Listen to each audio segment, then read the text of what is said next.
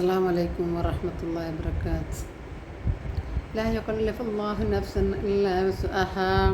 ഒരാത്മാവിനോടും അതിൻ്റെ കഴിവിൽപ്പെട്ടതല്ലാതെ അള്ളാഹു അനുശാസിക്കുന്നില്ല.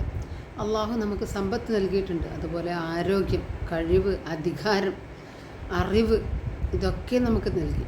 കണ്ണ്, കാത്, മൂക്ക്, ചെവി, നാക്ക്, തലച്ചോറ് എല്ലാം നൽകിയിട്ടുണ്ട്.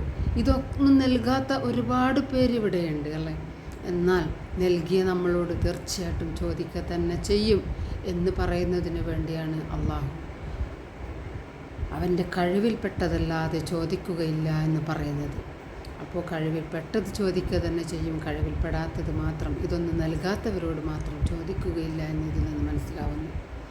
ഇന്ന് നമുക്ക് ഏറ്റവും വേദനയുണ്ടാക്കുന്നത് ഫലസ്തീനിൻ്റെ മക്കളുടെ നിലവിളിയാണ്. അത് അധികാരമുള്ളവന് മാത്രമേ കഴിയൂ എന്ന് നമുക്കറിയാം. അവരാണെങ്കിൽ അതൊട്ട് ചെയ്യുന്നില്ല. എന്നാൽ നമ്മുടെ കയ്യിലൊരു ആദ്യമുണ്ട്. അതെന്താണ്? ഇത് പ്രാർത്ഥനയാണ്.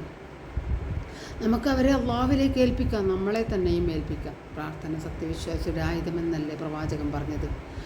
അല്ലാഹുമ്മ യാ മാലികുൽ ഖുവ്വത വസ്സുൽത്താൻ അഹ്ഫദ്നാ മിൻ ശർരിൽ ളാലിമീൻ وأرد كيدهم في النحورهم وتولى أمر من سفكوا دماء الأبرياء اللهم لا ناصر لنا إلا أنت وعليك توكلنا وأنت خير الوكيل ونعم المولى ونعم النصير. സകല ശക്തികളുടെയും അധികാരത്തിൻ്റെയും ഉടമയായ അല്ലാഹുവേ, ഞങ്ങളെ അതിക്രമകാരികളുടെ ഉപദ്രവത്തിൽ നിന്ന് കാക്കേണമേ. അവരുടെ ചതി അവരുടെ മേൽ തന്നെ തിരിച്ചയക്കണമേ. നിരപരാധികളുടെ രക്തം ചൊരിയുന്നവരെ നീ സഹായിക്കരുതേ.